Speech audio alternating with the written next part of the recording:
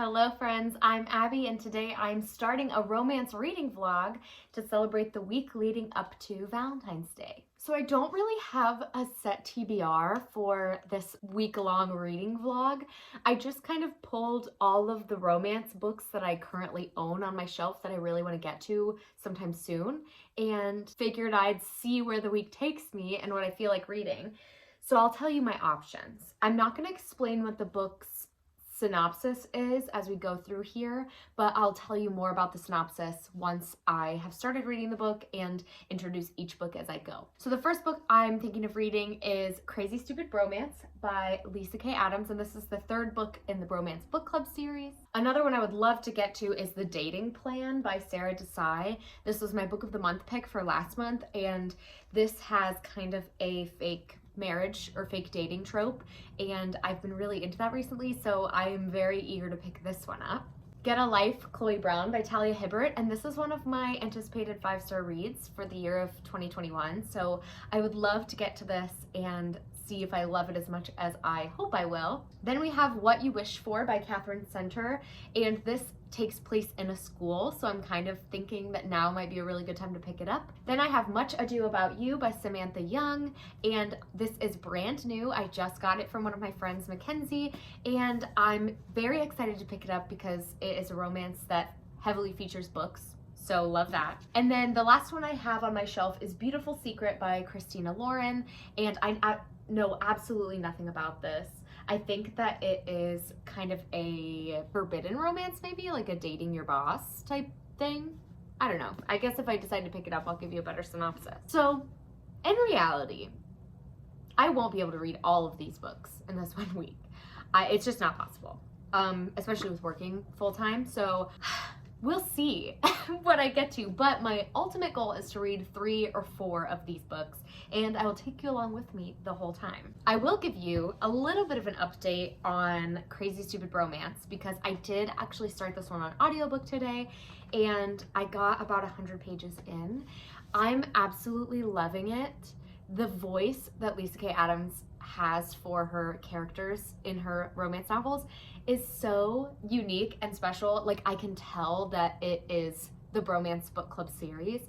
It all has a very consistent tone and writing style, and I absolutely love it. I love Noah. He is so good and thoughtful, and I love Alexis, who is our main character, because she's also a very thoughtful and relatable person for me. So this book is about Alexis, who we know from previous novels, and this is a little bit of a spoiler. If you don't care about having it spoiled a little bit, you can continue watching, but I'll hold my hand up as long as I say a spoiler. Alexis, we know from previous novels, has spoken out about being sexually assaulted by her boss, and in the novel right before this, Undercover Bromance, she kind of stands up against him and says, like, I was molested by this man and he used his power to sexually assault me, and she takes a stand and starts this movement. So in this book, we are seeing Alexis and getting to know her, and it's kind of as she is coping with everything that has happened. And the big thing in this is that she finds out that her dad, who she's never known, he left when she was young, he had a second family that she didn't ever know about, and that family contacts her and says he is dying and needs a kidney transplant, and so she's kind of grappling with that. But our love interest in this, Noah, we met in the previous novel as well, and they have been really close for over a year now. They've been best friends, they do everything together, and they both are in love. It's like a mutual pining trope, a friends to lovers. I absolutely love it. It's so good, and it just makes my soul happy. I just love this series so much. I can't even explain it to you. So this is being the perfect start to my romance reading vlog because I'm obsessed with these characters already, and I hope I continue to love it as much as I already do in the first 100 pages. I don't know if I'm going to keep reading this one tonight, though. I think I might pick up, I don't know, maybe What You Wish For. I guess I will update you as I continue on through the night. But I have to make some dinner, and I have rehearsal tonight for a virtual show. So I am going to make some dinner and get ready for rehearsal so that I can relax a little bit tonight after rehearsal and read a little bit of my book.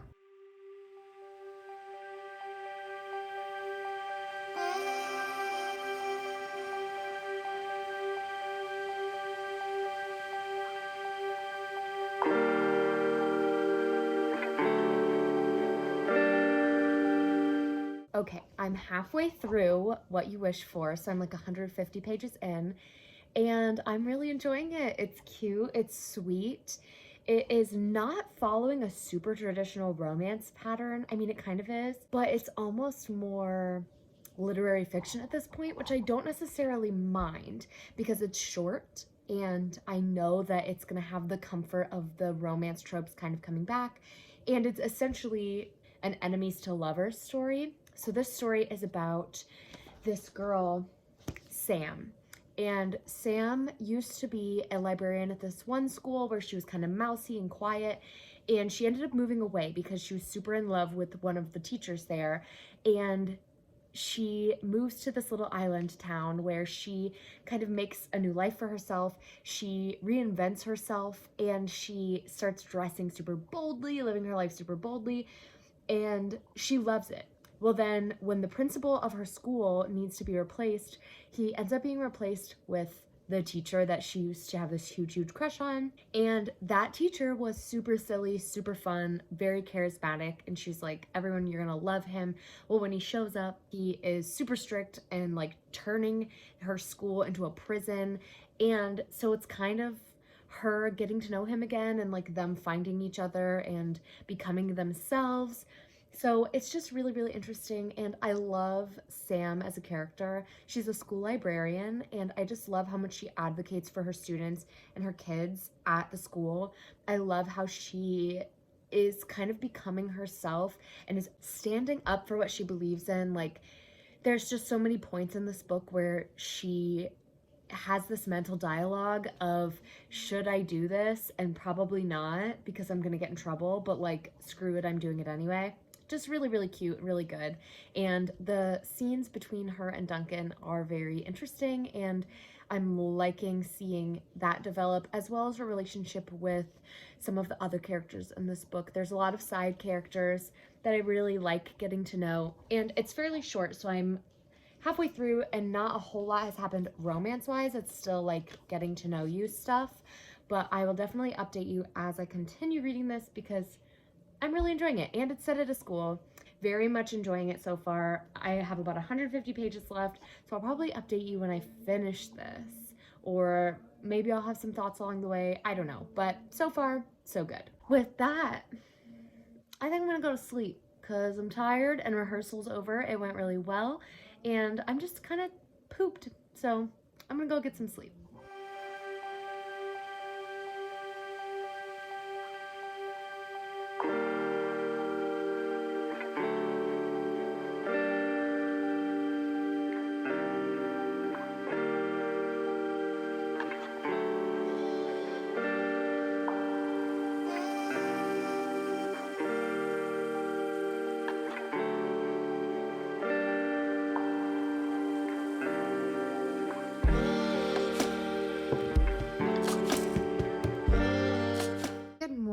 Happy Tuesday. I had an unexpected snow day today, so I am so excited. I have been up since I got the notification that we didn't have school, and I've just kind of been chilling out and reading. So I read the first 100 pages of The Dating Plan, and I'm loving it. So this book is about this girl, Daisy, and she comes from a very traditional Indian family, and they want her to get married, and they are kind of setting her up for like an arranged marriage. And she runs into her brother's high school best friend who happened to stand her up at prom when she was in high school. And so that kind of is something she holds against him still. She does not trust him. She has kind of abandonment issues, and so she is very brokenhearted and still coping with the fact that he abandoned her and never reached back out. He basically like hardcore ghosted her, and so she holds a lot of resentment about that. And then Liam, who is her brother's friend, he is inheriting this, I think it's like a whiskey distillery, from his grandpa, who had just recently passed away, and it's kind of contingent on him having a wife by the time his next birthday comes around, which is 2 months from when his grandfather dies. So he has to get married and he has to stay married for a year. So it adds some complication.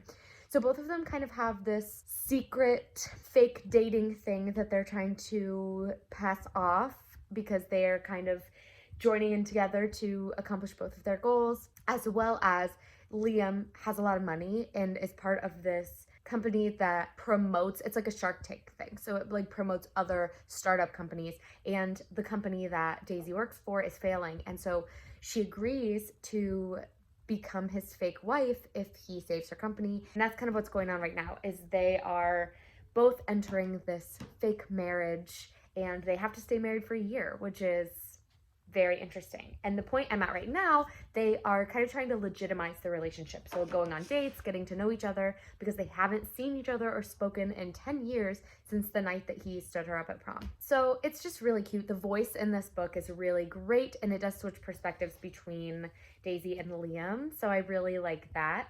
I do think that this fake marriage trope is going to be very interesting because they both still clearly have feelings for the other person, but there's just so much history and so many other personal issues that they're dealing with.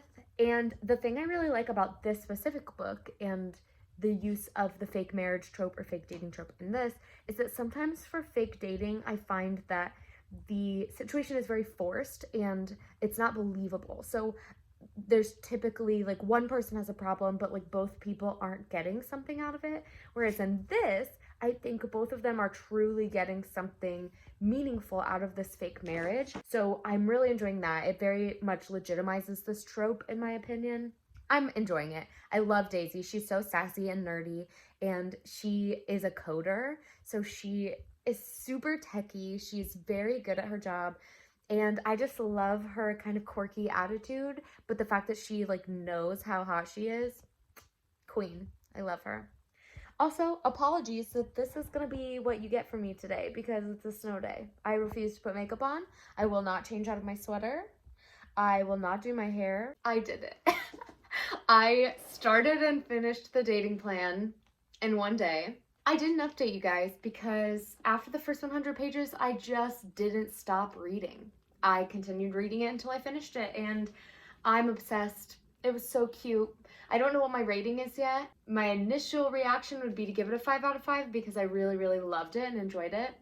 But I don't know. I'll think about it, and I'll probably give you my rating at the end of this vlog. But it was just so good.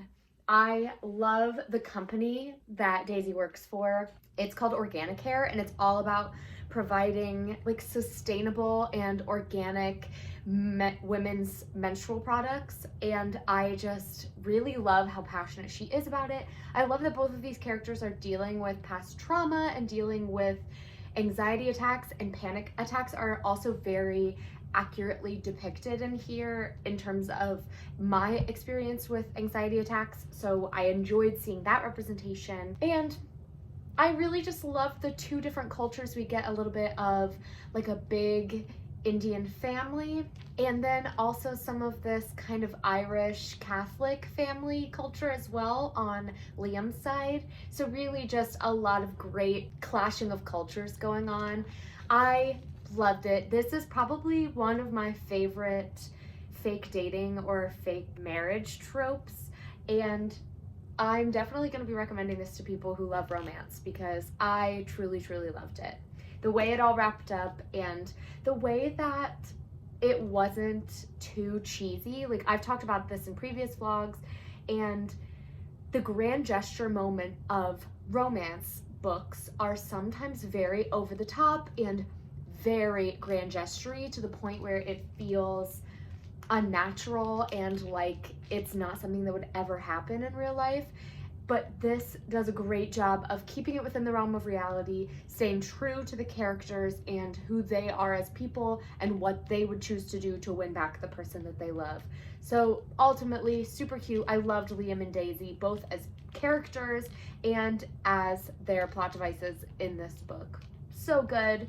I loved it. I can't wait to pick up another book today. I don't know what I'm gonna read. I did start Crazy Stupid Romance, which I told you about yesterday, and I think I might pick this one up because it's kind of like a friends to lovers trope, and there's also like a different plot story going on in here. Plus, I'm obsessed with the men of the bromance book club. Like, I love seeing all of the men come up, and I love that this also kind of challenges some antiquated ideas that men might have, and kind of talks about how men should be more progressive. And that's what these men are doing in this book club, is reading bromance or romance novels and solving their love life problems with them. So I'm eager to get back into this because I'm loving Noah and Alexis.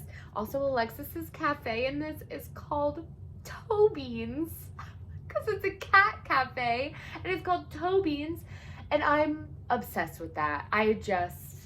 Could you even think of a cuter name? And I also have the audiobook for this, which might give me a little change of pace from just reading with my eyes physically. So I'm going to continue enjoying my snow day. I have a hot coffee ready to go, and I'm just gonna curl up on the couch and maybe listen to a little bit of an audiobook. I would love to live where you live. Oh, nice circus, strong choice. 6 pros, very.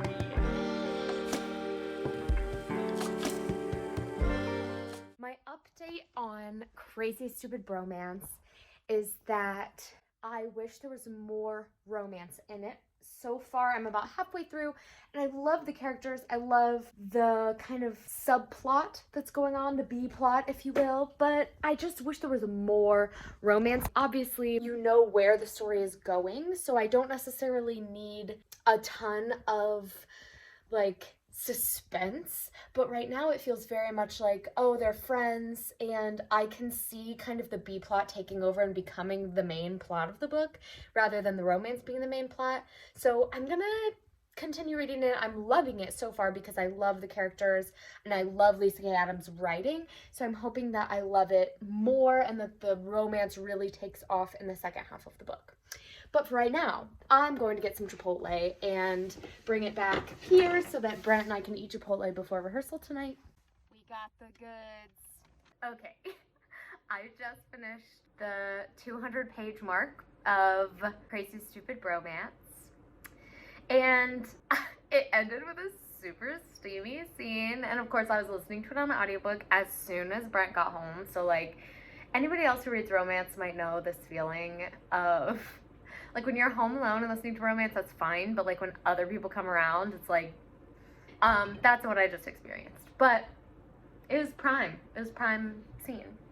We loved it. I do think, though, so typically in a romance novel, you get like the buildup of the relationship, and then you have the, like, conflict. Well, they normally, like, do the deed, and then you get some conflict, and then there's a grand gesture and you make up. Well, this kind of just, like, fast forwarded that plot, and we still have like 140 pages left of the book. So I'm wondering if they're gonna do it again, or if we are now done with, like, the romance part of it and are now moving on to the B plot, because there's still, like, a lot of stuff left to wrap up with Alexis's family. I think I talked about this, but basically in the story, like, the subplot is that she discovers that her dad, who she's never known, needs a kidney, and she is considering giving him a kidney, even though she, like, has no relationship with him and he, like, walked out on her family. We've had, like, no resolution to that yet, so I think that that's probably the direction we will be heading in for the rest of this book. And, like, it's interesting. I just wish the romance was more of a main plot. And I do think I know why these romance novels are different for me, and I think it's because typically in a romance novel, I, as a woman, identify and love the character of the female voice, as opposed to in, like, a dual perspective when we get the females and the males. I typically prefer the women voice in the storytelling of the romance novel. But in Lisa K. Adams' books, in the Bromance Book Club series, I prefer the chapters with the men's perspective. Those are my favorite chapters. They're the ones I wait for. And I think it's because she does a great job of writing tough but sentimental and learning men who are challenging their expectations of women and their expectations that society expects from them. And I just really love that It's all about men getting in touch with their sensitive side and challenging toxic masculinity. And it's just really, they're all very like sweet men, even though all of the men in the series so far have been very like rough and tough. Just really enjoying it. And I think that that's what makes them different for me, is that I like the male perspective more than I like the female perspective in almost all of them. Bromance Book Club, the first one, perfect. It's my favorite romance novel of all time so far, and I love both characters. So that one is just like a fluke where both characters I love absolutely equally. But the most recent two, I've loved the male perspective the most, because we get to see all the men from the book club, and we get to see the men like dealing with this kind of stuff. And the women are dealing with stuff too, but I just find that I love the male characters the most in this series. So that's my personal opinion. I am now 2/3 of the way done, and I might not read a whole lot more tonight because I have to go to rehearsal very soon over Zoom. And then it'll be like 9 o'clock. And I go to bed at 9 o'clock because I'm a grandmother. I might not read much more today, but I did start and finish a whole book today. So even if I read nothing else today, we are proud of the progress. Okay, so I just got out of work and I just got my first round of the COVID vaccine. So I am now on my way home. It definitely went quicker and more smoothly than I expected it to. So I'm feeling good about the first round of the vaccine. But for now, I'm gonna make a quick trip to the library to drop off the books that I have to return and to pick up a book that I had on hold and is ready for me. So let's go take a library trip.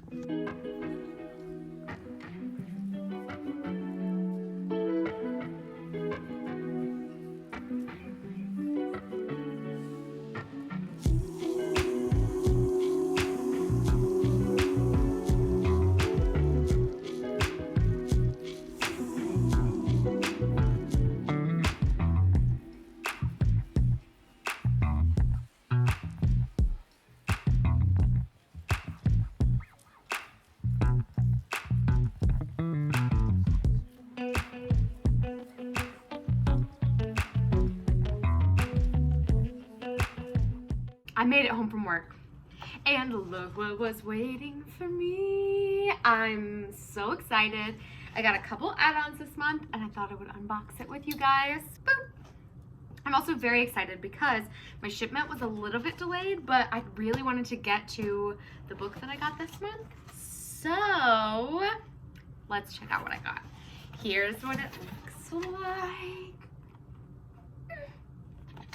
I'm so excited. So as you can see, my choice for book of the month was Honey Girl by Morgan Rogers, and I'm so excited to pick this up. It's one of my most anticipated books of the year. If you haven't seen that video, go check it out. Oh good, and it's short. It's under 300 pages. Perfect. I might pick this up during this vlog. We'll see. And then I also got 2 add-ons that I read in January and I really loved. Check out my January wrap up. The first one being No Exit by Taylor Adams, and the second one being The Push by Ashley Audrain. I really enjoyed both of these. No Exit I gave 5 stars, The Push I gave 4.5, so I added them on to this month's box so that I can have them on my shelves. And I love both of these covers. Like, they're gorgeous in my opinion. Wonderful, wonderful. What a great book of the month unboxing. Woo! Now, other exciting news of the afternoon, I finished the audiobook of Crazy Stupid Bromance on my car ride home today. So that's book number 2 of this vlog that I finished. And here's my thing. I'm not gonna give this book 5 stars because I do think that there are some problems with it. Not like problematic problems, but like problems that keep it from being a 5-star book for me. But in terms of characters and the men of the Bromance Book Club, humor in this book, 5 out of 5. Like, so great. The sex scenes, 5 out of 5. But the actual storyline of this book, plot-wise, 3 out of 5. But you know what? I still really love it. I'll update you at the end of this vlog when I decide to rate everything. So let's talk about my thoughts on this. Like I said, the humor's great, the characters are great, the men of the Bromance Book Club are great. However, this book had a lot of like subplot things going on that I just didn't think all of them needed to be in there because all of them didn't add to the story. So I'm gonna quickly like go through the subplots so you can see how many things are going on. First of all, Noah and Alexis are both dealing with the loss of a parent. Not super discussed, but Noah's dad ended up dying when he was a teenager off at war because of a faulty protection equipment thing or a faulty system. So there's that, the loss of a parent. There's also Alexis finding out that her dad is out there somewhere and is dying and needs a kidney, and she kind of has to deal with whether or not to give him a kidney. And then we have kind of the family meeting her and all of the like emotions around this new family now that her mom has died, and she doesn't know she wants to forgive everybody, so like we have a kind of a forgiveness thing going on. We also have Alexis's business, Toe Beans, again, fantastic. So we have Toe Beans, and there's a Karen, her name is literally Karen, who works across the street, and she files a complaint against Toe Beans because she says that like because Alexis is having all of these sexual assault survivors meet at her cafe, that she's breaking some zoning laws. There is Liv and Mac's wedding, who are the couple from Undercover Bromance, the book before this. That wedding planning is going on. And then on top of that, we have another subplot of Noah and his mom and his mom's, he was the man who kind of like helped raise Noah. So we have that. Oh, and another subplot, Alexis's dad, who she didn't know about, works for a company that makes the thing that failed and didn't protect Noah's father, and so Noah's father died because of this faulty equipment, and Alexis's dad, that she's just meeting for the first time, makes that equipment. As you can see by the number of things I've just listed, that's a lot going on in here. And in my opinion, I feel like the romance kind of took a backseat to everything else going on, and I don't know if it was all just added in for plot development or to build this like forgiveness and giving yourself a voice trope. I just didn't love all the side plots, and I don't think all of them added something. I think maybe one could have been chosen and focused on, maybe like whether or not to forgive her father and give him a kidney. I don't think we needed the additional element of Noah being a hack. Oh, I totally forgot one. Noah is a hacker from when he was younger, and something gets leaked about her dad's company, and everyone thinks it's Noah. Okay, that's a lot of subplots. Pick one. Maybe just pick one. We didn't need all of them. Everything else about this book, like these characters for me, this is a typical example of the characters, and the characters I already know and care about being in this book, making it better than I think it would have been if I didn't know these characters at all. And the steam was great, and it was a great friends to lovers romance. I honestly wish we had just pulled the romance out and stuck with that, because overall, the book was fine. I definitely think that the second book was better than this one, and the first book was the best. So hopefully the next one is back to like, we're going back up the slope, because this is probably my least favorite of the three. So with that being said, I think next I'm gonna move on to Get a Life, Chloe Brown by Talia Hibbert, which I got the audiobook for this because I saw someone on Instagram say that the audiobook is amazing. So I'm going to listen to the audiobook and read this physically. And this book is about Chloe Brown, who has a near-death experience and decides to make a list of all of the things she wants to accomplish before she dies, kind of like a bucket list. And on that list includes enjoy a drunken night out, ride a motorcycle, go camping, have a hookup, travel the world with nothing but hand luggage, and do something bad. And that leads her to Red, who is kind of the maintenance man or the handyman of her apartment complex that she lives in. And a romance ensues. I think it's gonna be cute.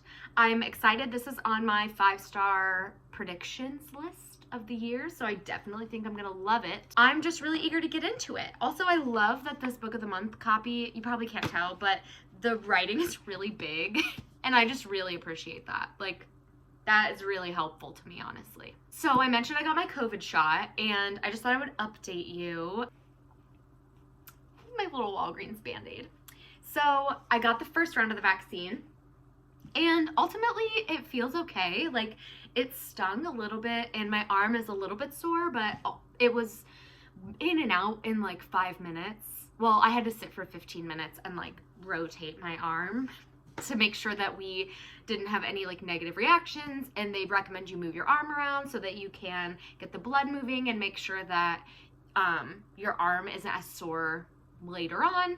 So I did that, and ultimately it wasn't that bad. I guess we'll wait and see. You guys will be following along to see how I react to it. So far so good. And my second round, which you have to get 2 rounds of the type of vaccine I got, is going to be 4 weeks from now. Exactly 4 weeks from now. So I'm excited to have the first shot done so that I am on the list to get it in 4 weeks. And hopefully once I get the second round, I will have just as smooth of a vaccination, because it really wasn't bad. All right, I'm gonna go start Get a Life, Chloe Brown. Yeah, today I drove through the suburbs and imagined I was driving home to you. And I know we weren't perfect, but I've never felt this way for no one. And I just can't imagine how you could be so okay now that I'm gone.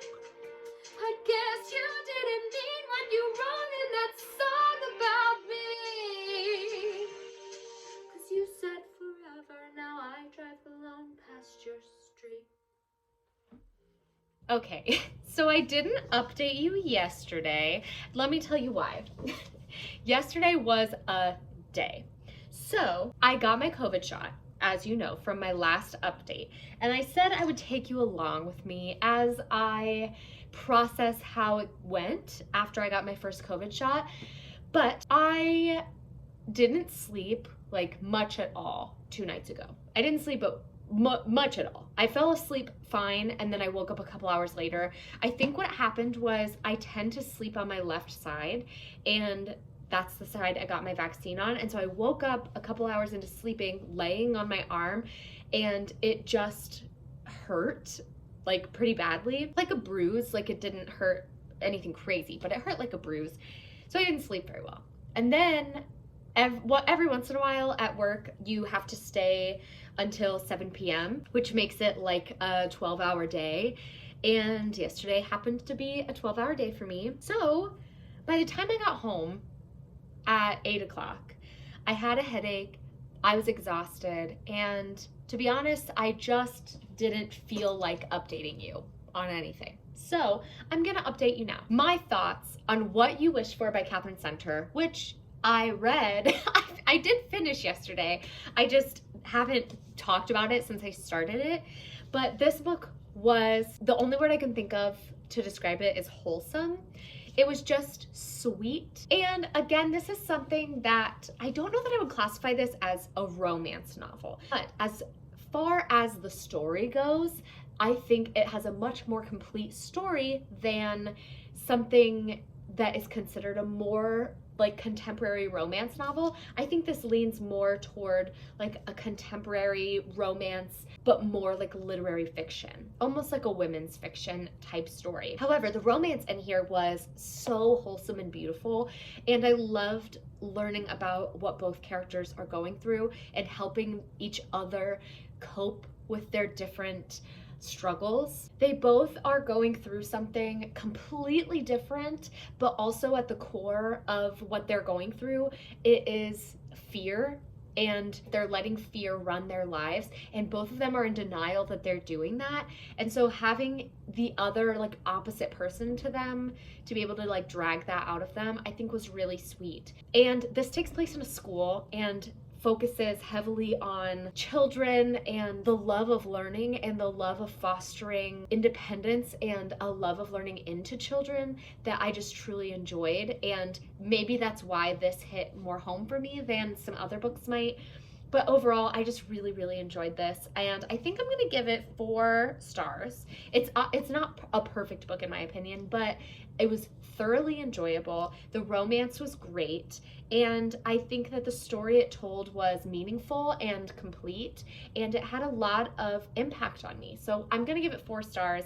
And if you work in a school, or if you like a just sweet, wholesome romance between 2 people who are really going through it, I would highly recommend you pick this up.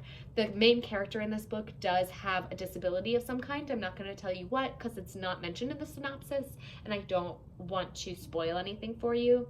But that disability does play a very interesting role in some of her trust issues and some of her relationship struggles. So I thought that that was a really interesting look at relationships as a whole. But let's talk about something that I'm loving, and that is Get a Life, Chloe Brown, which I took the dust jacket off, but it's Get a Life, Chloe Brown. And oh my gosh, I thought I would love this book, and I stand by it. I think this is gonna be 5 stars. I'm about 50-60% through, and I feel swoony. Okay, so let's just talk about it. The characters are everything. Chloe is a messy girl. She's messy.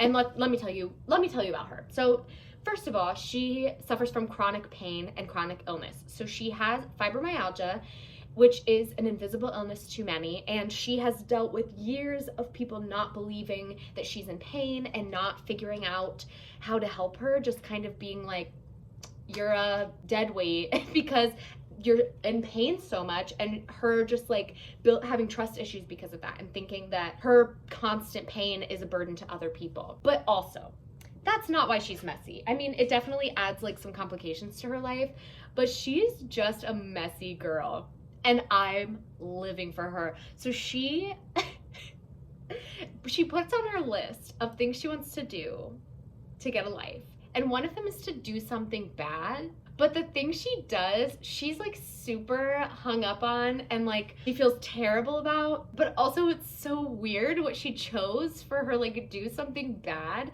It's like not even that bad, but she's so freaked out about it, and she's like, oh my god, I'm so weird. And I love it. I love it. I love Red, and everyone told me I would, and I freaking do.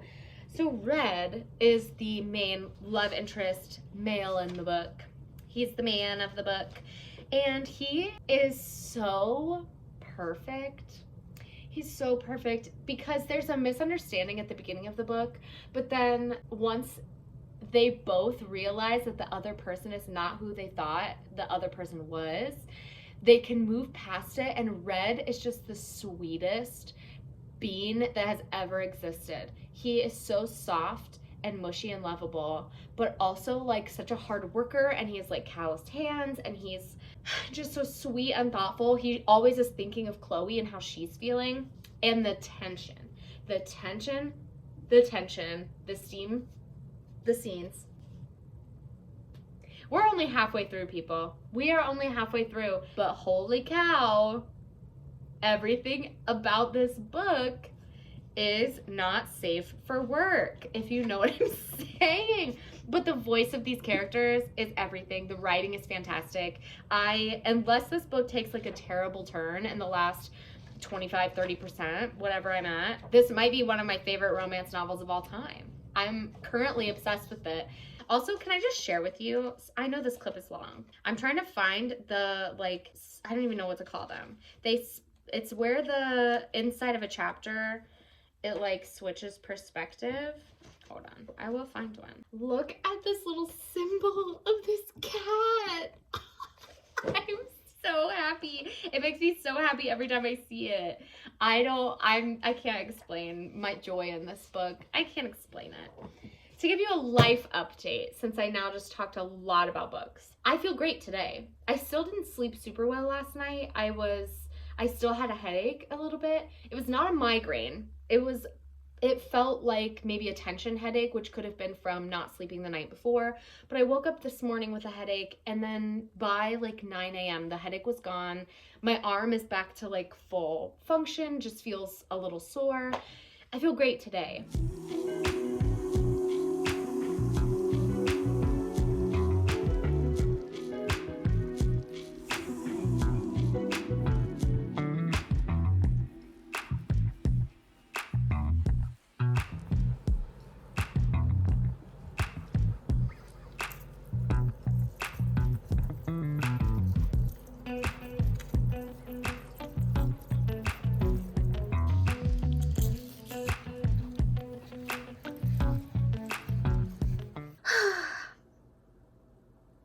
Okay, everyone, I was right. I absolutely love Get a Life, Chloe Brown. I love it. I don't even know what to say. Okay, let's start with the fact that this book is so pro mental health. So we have one character who is dealing with constantly being in physical pain, and the trauma of all of her friends and like past relationships have ended because people couldn't deal with her having these intense, painful moments where she can't do things that other people can.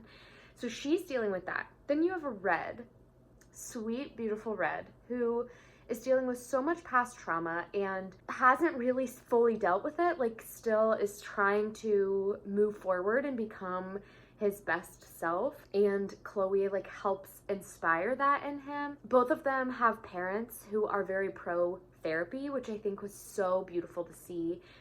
It was just so beautiful. And the way that they encouraged each other and had these beautiful moments of self-love and encouragement to each other to believe in yourself and to listen to the things you're saying to other people and then apply that to yourself, because they both needed that little extra nudge to become the best that they could be. This book had it all. I laughed because Chloe and Red have perfect banter. It's so funny. It's so perfectly British. Like, it's so British, but I loved it. They're both very sassy. I loved seeing Chloe's sisters in this, and I know the future books follow the sisters, so I'm so excited to get to know them as well. So I laughed a lot. I cried. I rarely cry in romance novels. I'm not a big romance novel crier because most of the time I know what's gonna happen. I read romance novels for the comfort, so I know what's gonna happen. It doesn't like get me too deeply. This got me. Like, I was emotional. And I think part of that is a tribute to Talia Hibbert's writing, because I felt so emotionally connected to these characters that it felt like I was living through them. Like, I felt connected to them deeply. The steamy scenes, fire, amazing. The conflict in this and the way that it wraps up, like the grand gesture moment, amazing. Like, this is the perfect example of it not being a contrived problem that they come up with to cause the characters to break up, and then the grand gesture is usually something like way over the top that nobody would ever do. But this was the perfect example of the problem that kind of caused the rift between them, and the grand gesture were both very accurate to what the characters would do. Like, it just was so accurate. I loved it. I loved it. The misunderstandings were perfectly tied to previous traumas and past misconceptions that it played perfectly into the story, and I felt like it was absolutely complete and perfect. I loved this. This is gonna get a full 5 stars, and I'm so happy because this is the first book from my 5-star predictions list I made that I've read, and I gave it 5 stars. We love to see it. So I highly recommend this. I also, while I've been home, I ate some dinner and I started this Netflix series. I think it's new on Netflix right now, but it's called The Vanishing at Cecil Hotel. And it's about this case that's always been very fascinating to me. I'm super into true crime and My Favorite Murder. And I think My Favorite Murder is where I heard this story being told the first time, but everybody has done it. Every like true crime area, podcast, TV show has done this because it's baffling. But it's the story of this 21-year-old woman, Elisa, who came to San Francisco, stayed at this hotel that's notorious for being like shady and having serial killers stay there, and it's in like a very dangerous, like traditionally dangerous part of town, and some crazy stuff has happened there. A lot of people have committed suicide. A lot of people have like gotten into fights and been murdered. It's just very like infamous. It's an infamous hotel. And you all might have heard of this because this case is iconic because the last time she was ever seen at this hotel is in the elevator, where she starts to act very erratic, and it's very hard to tell what happened because it's just her in the elevator. You see nobody else, but she looks like somebody is chasing after her, but then she starts to do very strange hand movements and just acts very erratically. But this Netflix series is so good, and it's directed by the same person who directed the Ted Bundy documentary.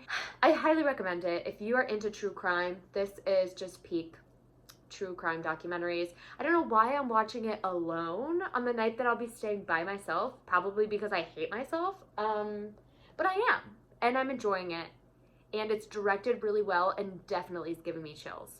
Highly recommend. On another note, while I'm here tonight, it's 6 p.m. right now, and while I'm here alone tonight and tomorrow morning, I plan to read Honey Girl, which is fairly short. It's under 300 pages.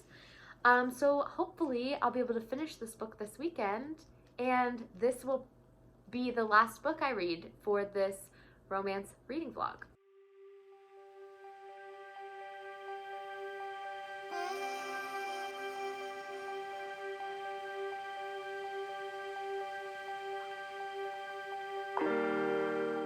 Good morning. It is Saturday morning, and I didn't do anything last night except read a little bit and then pass out, like go to bed early. So I'm here to update you about what I've read so far in Honey Girl. I've read not quite 100 pages, but like 86, and I'm really enjoying it.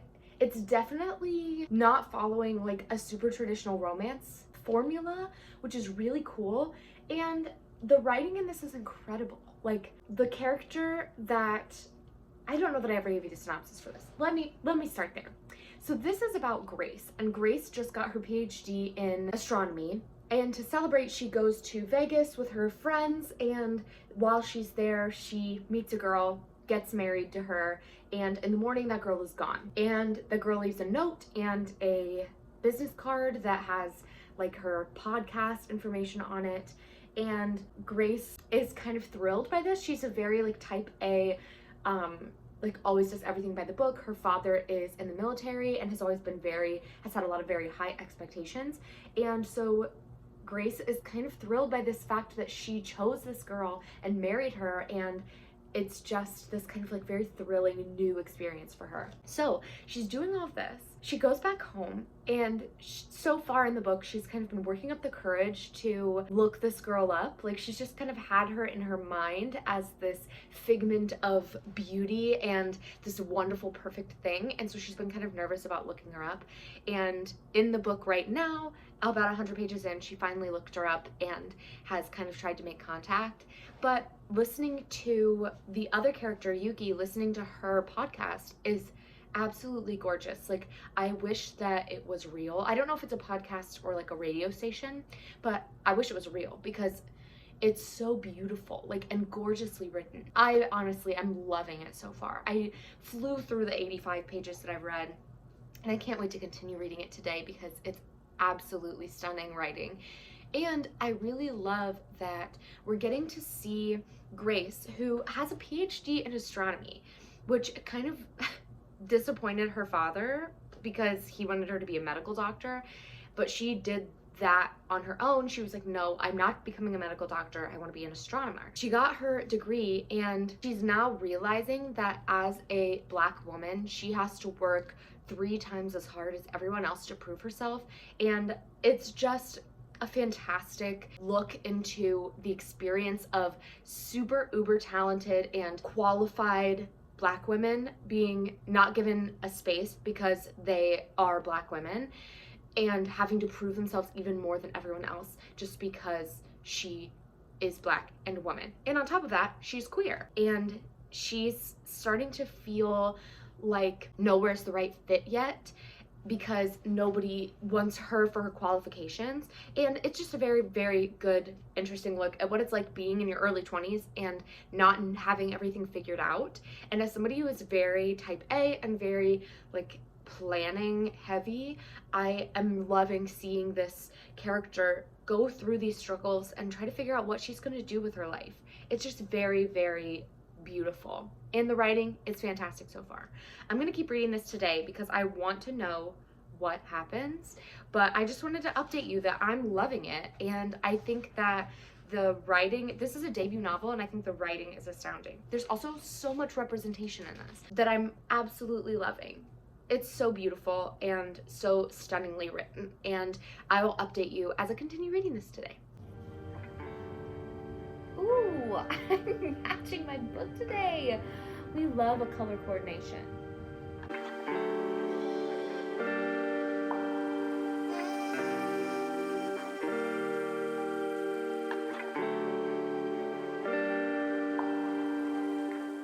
Okay, so I am currently going to be making the absolutely almond pound cake mix from Tastefully Simple because I need to bring a dessert to my friend's house tonight. So while I'm making this, I'm going to update you on Honey Girl because it is unlike any book that I've read before and I'm loving it.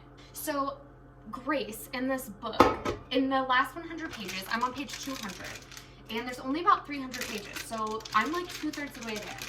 And Grace is deciding to visit, or at least like go meet with this girl that she married in Vegas and get to know her. So you kind of think, like, while you're reading the book that this romance will be the center of the book. Like, that's kind of what I assumed.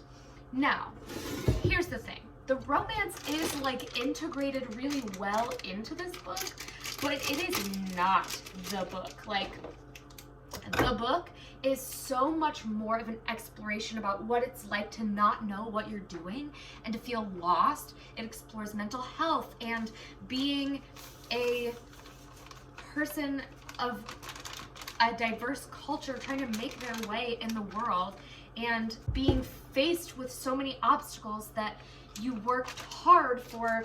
You know, Grace worked for 11 years to become this doctorate in astronomy. She's never stopped. She's never given up. She's never taken a single day off. And she gets to the finish line and there's just more work to do. She feels like, I've worked all of this time and now everything is just as hard, if not harder. It's just so beautiful and such a beautiful exploration of human beings. How sometimes our plans change and how we deal with that when our plans don't go the way we thought they would. And now, 2/3 of the way in, we're seeing her kind of realize she has to make decisions. She has to find a way to move forward with her life and find a way to fit all of the things she cares about in the new plan. She has to make a new plan.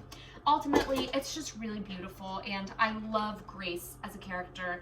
I love the discussions on mental health and the normalization of it. It feels so normal that they're talking about it. I just think that it's not as much of a romance novel as I thought it would be, and I don't hate that. I love that it has this beautiful romance and is kind of a romance novel, but it's not following a traditional formula. Like, that is amazing to me. I don't know, I'm just really loving it, and it really is more of a character piece and like a contemporary fiction with romance being kind of the main forefront of it. And really it's a story about love. There are, you know, so many instances where found family is, you know, super crucial to survival. Like, they talk about how for both Yuki and Grace, found family is everything. Like, it is what helps them through. In case you were wondering, here's my life update. I'm feeling much better. Like, today I feel like a new person. I got to sleep in last night, which probably helped a little bit that I got a little bit of extra sleep. But ultimately, I'm feeling great. I'm feeling great. My arm hurts only a tiny bit. It doesn't hurt much at all anymore. And my headache is completely gone today. So it definitely was like a one-day thing that really, you know, disrupted me, but after that everything seemed pretty fine. And I've heard that the second dose is where it gets a little more painful and has more side effects, so I guess we'll see how I feel after the second vaccine, but after the first one I'm feeling great. All right, that's gonna be all of my update for Honey Girl right now. I'm gonna get this in the oven and I'm going to go continue reading. Okay, so I don't have time to do like a full update right now. But I finished Honey Girl. But this book, I ended up tabbing a couple things because it's so beautifully written. I wouldn't categorize this book as a romance, although I do think the romance in the book has a somewhat predictable romance pattern. So if you're looking for a romance that has that same comfort, predictability, this could be a good book for you. But overall, this book was fantastic, and I'm going to think about all of my final thoughts about it and give you the wrap up probably in the morning when I wrap up the whole vlog. But it's gonna be like a 4 or 5 stars because it was so good. I cried multiple times. The family dynamics in this are impeccable, and just the feeling of being lost and confused and alone, and the normalization of anxiety and depression and a bipolar personality disorder, really everything. All the normalization of mental health was in this, and going to therapy, and so good. Taking medication, so good. I really, really enjoyed this, and I'm gonna think about my thoughts during my evening, and I'll give you my full wrap up and my conclusion to this vlog tomorrow morning. I have my Starbucks. I'm ready to wrap up this vlog. So in the end, this week, going into Valentine's Day, I ended up reading 5 books. That's crazy. Like, the fact that I enjoyed these books enough to read 5 of them in 1 week while working full time is just amazing to me. So let's talk about them. The first book I read was The Dating Plan by Sarah Desai. I ended up giving this 4.5 stars. I truly enjoyed this so much. I loved the different cultures represented in this. I loved the relationship, and that the fake dating trope in this and the fake marriage or fake engagement trope were mutually beneficial, because usually when I see this trope, it's something that doesn't make a whole lot of sense for one side, or like one side it makes a ton of sense and then the other side it's just because they're like madly in love with them secretly. Whereas in this, although you do have some of that pining and that, you know, mutual longing from their past, they both are getting something genuinely good out of it. It's just such a beautiful story, and the conflict in this I thought was very great. It was not something convoluted. It made a lot of sense to me. Highly recommend. The next book I read was Crazy Stupid Bromance by Lisa K. Adams, and this is the 3rd book in the Bromance Book Club series. This, I debated back and forth a lot over what rating to give it, but I think I'm gonna give it 3 stars. It really was a little bit disappointing for me because the romance was not the main focus of this book, which doesn't bother me necessarily, as I'll talk about in a little bit. But this, I don't think the other subplots, or in my opinion, the main plots of Alexis reconnecting with her family and deciding whether or not to give a kidney was done and executed well enough for me to not care. That the romance was very quick and not super substantial, and also didn't play a big factor in the book. And this was the case where I did feel like after everything that had happened between them, the conflict felt convoluted and added in just to follow a typical romance trope. My favorite parts of this were the men of the Bromance Book Club, and the steamy scenes were great in this.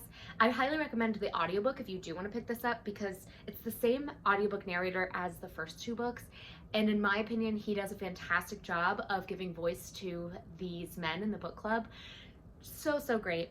I absolutely loved the audiobook performance-wise. I just didn't love this book. What are you gonna do? I gave it 3 stars. Next, I finished What You Wish For by Catherine Center, and I described this when I finished it as a super wholesome romance, which I still completely stand by, and I'm gonna end up giving this 4 stars, maybe 3.5, 4. It might change as the year goes on, but I really enjoyed it. I wanted to keep reading it, and I think maybe it's bumped up to 4 because of the personal aspect I have to it, since it's set at a school and is dealing with kind of school-centered conflicts. So if you don't love that, then you might not love this book as much as I do. It might not hit close to home like it did for me.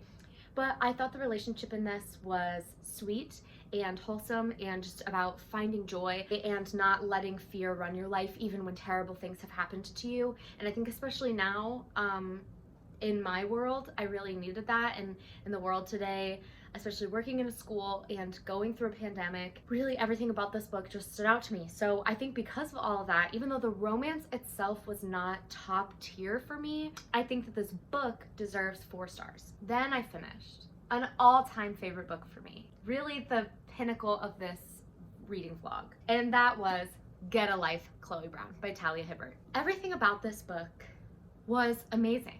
I loved the representation in this book.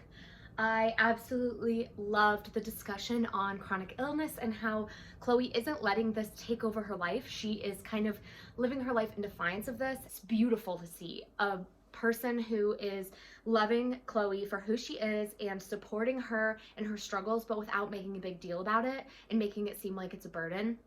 I think everyone who has chronic pain deserves to have somebody who will love them like that. And this was another one where I just felt like the discussions on mental health and the protagonists themselves are so fully developed. They are not one note. They both have such deep, complex things going on. And that leads to the conflict and to the relationship building between them being super meaningful. And it's not just a story of two people who happen to fall in love. And this book didn't go in the direction I expected. The conflict was not what I expected. So I just really, really, really loved this. The banter was great. The characters were great. The steamy scenes were great. Full 5 out of 5 stars on this one. And it's an all-time favorite romance novel for me. And I highly recommend you pick it up.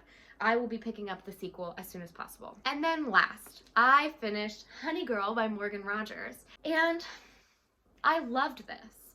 I ended up giving this 4.5 stars.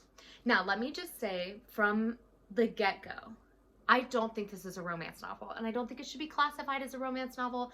And when I got it from Book of the Month, I was very interested because it was not classified as romance, it was classified as contemporary fiction. However, the romance in this is sweet and does follow a romance pattern, but the story itself is about finding who you are, confronting mental health battles, and confronting the pressures in life that tell us we have to do certain things. And for me, it was so impactful and meaningful.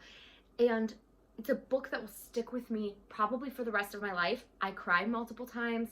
I was incredibly moved by Grace's story and her struggles, because they are the struggles of, I think, most early 20s, early to mid 20s people, especially people like Grace, who have invested so much time and energy into secondary education and into schooling, put in all of this effort and time and feel like they gave up everything else while other people were out living their lives and having fun. It's all about being able to ask for a break and make choices in your life when it feels like there are no choices for you to make, when it feels like everything has been decided for you. It just was such a beautiful story. And although the romance is not the forefront, the romance did add a beautiful aspect to this. And it was interesting to see romance done in kind of a different way, where it wasn't the main point. It just added a little extra something in. And I mentioned before, but Yuki, the woman that Grace marries, has a podcast, and the podcast, or it's actually a radio show, but the radio show messages and moments in this are so beautifully written that I was blown away. So I loved this. I would highly recommend this to anybody, but it may not be the romance you think it is, so go into it not expecting a super classic romance story. If you had asked me before starting this reading vlog how I would have ranked, or what I thought my ranking would be for these books, it would be like this. It would be Get a Life, Chloe Brown as the top, Crazy Stupid Romance 2nd place, Honey Girl 3rd, The Dating Plan 4th, and What You Wish For 5th. This was what I expected from my reading vlog, and in the end, I think it looks more like this, which is shocking to me. I mean, obviously, some of them are still the same, like Get a Life, Chloe Brown is still the top. I expected that, and I'm happy about it.